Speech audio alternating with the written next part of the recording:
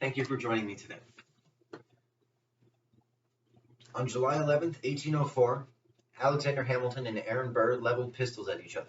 What would ensue would have a profound effect on the future of American government for the next 200 years. Hamilton arguably had the largest hand in the founding of the United States as we know it. Compared to the works of Thomas Jefferson, John Adams, or George Washington, Hamilton's influence over his fellow legislators was immense.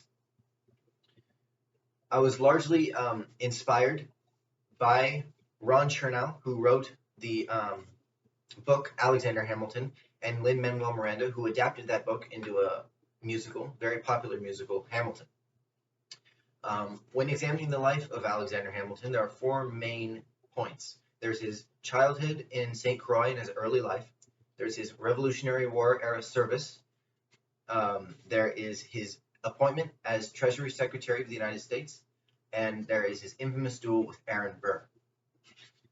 Hamilton was born on July 11th, 1775 in Charlestown, St. Kitts and Nevis.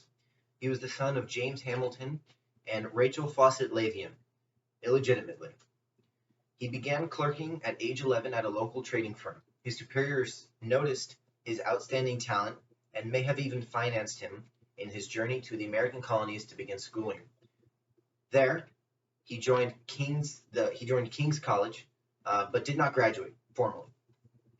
He was studying law, and that's what he was doing before the outbreak of the Revolutionary War. He craved fame, importance, and power, and the outbreak of the Revolutionary War would offer him the opportunity to attain his goals and make a name for himself. In 1776, Hamilton joined the Continental Army as an artillery captain. A year later, he was promoted to lieutenant colonel and joined Washington's private staff as secretary. As secretary, his responsibilities ranged from correspondence with Congress, important financiers and states, as well as personal note-taking for Washington and strategy building. Despite the immense demands of his job, Hamilton still had time to ponder his political beliefs and evaluate what would later become his policies on foreign policy and taxes. In 1781, Hamilton married Elizabeth Schuyler. That same year, he was rewarded with command of a battalion in the Battle of Yorktown, where he fought courageously alongside the Marquis de Lafayette. His service at this battle would earn him the title of hero for the Revolutionary War. After the war, Hamilton returned to New York, where he passed the bar and opened his own legal practice. He was not to remain in his legal practice for long, as American politics were calling to him. Between 1782 and 1783, Hamilton joined the Continental Congress as a New York junior delegate. Compared to his past and his future performance, his ability to persuade his fellow legislators was poor, and in fact, his once major speech reeked of disdain and admiration for the British government system and was largely shouted down by his fellow legislators. In 1787, Hamilton began arguably what he is most known for, the construction and completion of the Federalist Papers. The original plan for the Federalist Papers was to write a series of essays defending the new United States Constitution, and these papers will be published to the public. However, they were originally planned to write 25 essays between three men, Alexander Hamilton, John Jay, and James Madison. In the end, they wrote 85 essays in the span of 6 months. John Jay wrote 5 and then got sick. Madison wrote 29. Hamilton wrote the other 61 essays. Scholars and historians agree that he is largely responsible for New York's ratification of the United States Constitution. After his performance at the Continental Congress and his completion of the Federalist Papers, Washington appointed Hamilton as the first Treasury Secretary of the United States. Surprisingly, Hamilton was not Washington's first choice. Robert Morris was, but Robert Morris, due to ill health and largely in debt, declined the position, which was offered then to Hamilton. Immediately after being appointed to this position, Hamilton was tasked by Congress with a report on the entirety of American credit.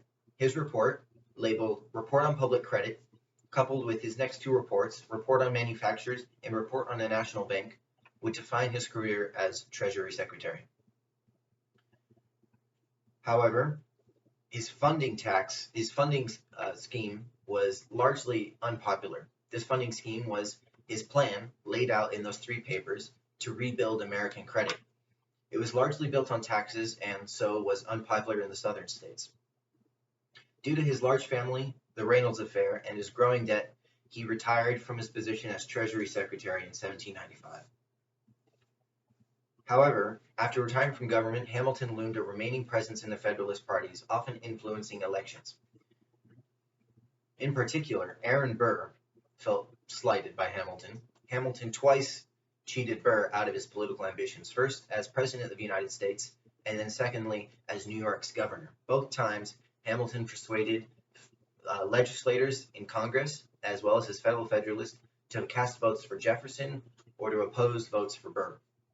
Burr, enraged at this, challenged Hamilton to a duel.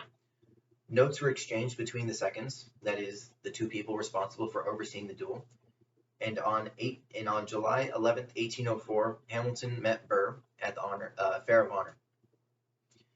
They leveled pistols at each other, and Burr shot Hamilton above the right hip, the bullet lodging in his spine. He would expire within 24 hours. Scholars agree that Hamilton probably threw away his shot, that is, aimed for the sky on purpose to attain the moral high ground. This would enable future scholars and himself to cast a positive light on him. In doing so, Burr committed political suicide. While he escaped with his life, he did not escape politically. He was forever shouted down and also expressed no remorse at having shot Hamilton.